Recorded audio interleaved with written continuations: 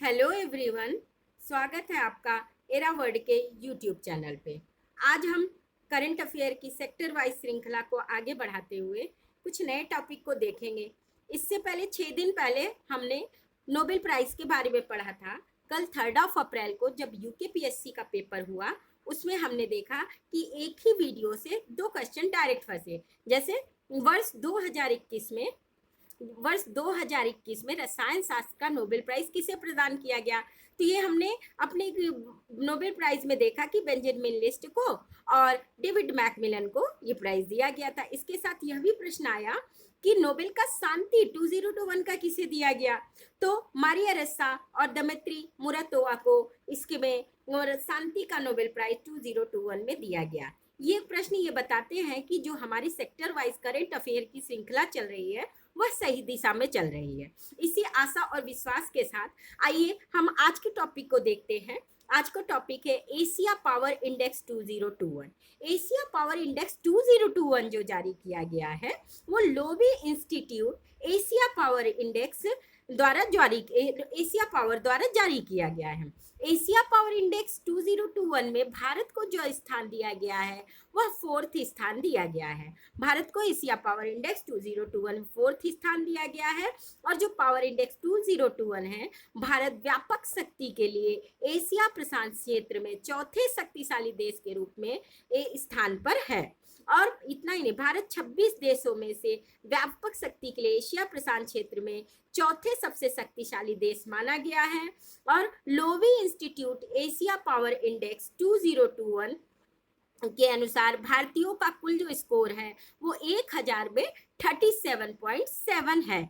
आजकल सेंटेंस के द्वारा ये परसेंट दिए जाने की भी प्रश्नों में परंपरा रही है, इसलिए इसे ध्यान से देखना चाहिए।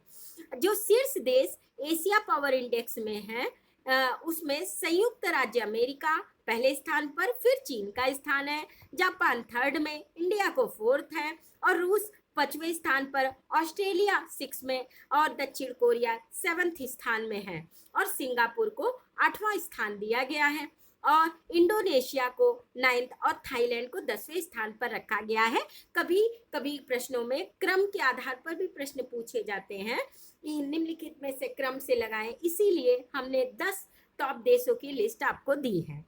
यह भी जान लेते हैं कि जो क्वेश्चन आते हैं वो कभी कभी मैचिंग के लिए भी आ जाते हैं कि पहले स्थान पर कौन था, दूसरे में कौन सा था, कभी कभी क्रमिक रूप से लगाने को आ जाते हैं। इसलिए जो एशिया पावर इंडेक्स है उसमें इन 10 स्थानों को ध्यान में रखना चाहिए। आइए एक और रिपोर्ट हम देखते हैं जो जिसका नाम है आधारभूत साक्षरता और संख्यात्मक सूचकांक। आधारभूत साक्षरता और जो संख्यात्मक सूचकांक है वो foundation literacy and numeracy index 10 साल से कम उम्र के बच्चों में साक्षरता का एक पैमाना है। तो 10 साल से कम उम्र के बच्चों में जो साक्षरता होती है उसको आधारभूत साक्षरता संख्यात्मक सूचकांक के द्वारा मापा जाता है। इसमें 5 स्तंभ होते हैं। 5 स्तंभ कौन कौन से हैं? 5 स्तंभ है शैक्षिक संरचना यानी एजुकेशनल इंफ्रास्ट्रक्चर, दूसरा है शिक्षा तक पहुंच एक्सेस ऑफ एजुकेशन, बुनियादी स्वास्थ्य और हेल्थ, और सीखने का परिणाम और शासन यानी गवर्नेंस। इन 5 आधारों पर एशिया शिक्षा आधारभूत शिक्षा का जो सूचकांक है, आधारभूत साक्षरता और संख्यात्मक सूचकांक जारी किया गया है।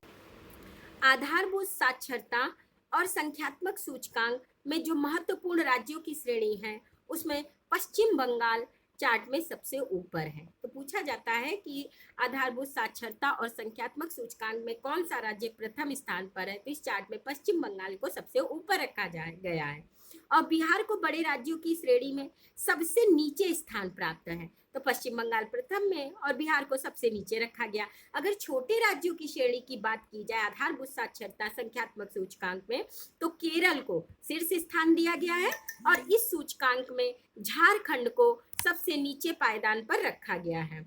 और केरल बड़े राज्यों की जो श्रेणी है उसमें जो केरल को श्रेणी में अंक दिया गया है वह 67.95 और छोटे राज्यों की जो श्रेणी है उसमें 58.95 अंक मिले हैं। लक्षद्वीप एक केंद्र शासित प्रदेश में सबसे ऊपर सूचकांक में रखा गया है और मिजोरम को पूर्वोत्तर की श्रेणी में शीर्ष स्थान प्राप्त हुआ। यानी पूर्वोत्तर राज्यों की श्रेणी में अगर देखा जाए तो मिजोरम प्रथम स्थान पर आता है। आधे से अधिक राज्यों ने राष्ट्रीय औसत 28.05 से कम स्कोर किया है। ये आंकड़ा भी महत्वपूर्ण है कि जो राष्ट्रीय स्तर पर स्थान है वह 28.05 है। और केंद्र शासित प्रदेशों की श्रेणी में जो लद्दाख है वो अंतिम स्थान पर है।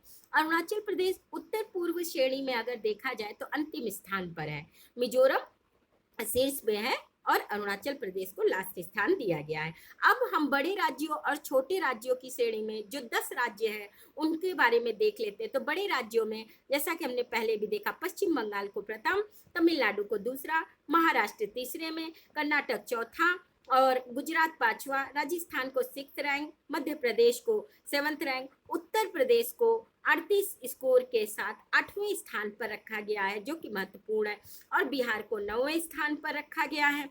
और अगर छोटे राज्यों के प्रदर्शन को देखा जाए तो छोटे राज्यों में केरल प्रथम स्थान पर है, हिमाचल प्रदेश दूसरे में, पंजाब तीसरा और फोर्थ स्थान जो है उत्तराखंड का है, हरियाणा 5वें में, गोवा 6ठे में, छत्तीसगढ़ 7वें में, आंध्र प्रदेश 8वें में, तेलंगाना 9वें में, उड़ीसा 10वें में और झारखंड को 11वां स्थान दिया गया है। चूंकि हमने पहले भी कहा है कि राज्यों को क्रम से लगाने की और उनके रैंक को मैच कराने जैसे क्वेश्चन आते रहते हैं, इसीलिए हमने 10 बड़े राज्यों का प्रदर्शन आपके सामने दिया है जिसे आप पढ़ सकते हैं। इसके साथ जान लें कि सेकेंड बैच जो यूपीपीएससी का है वो अप्रैल से चल रहा है, जिसके बारे में किसी भी सूचना के लिए आप दिए गए स्क्रीन नंबर पे कॉल कर सकते हैं या SMS करके जानकारी प्राप्त कर सकते हैं। धन्यवाद।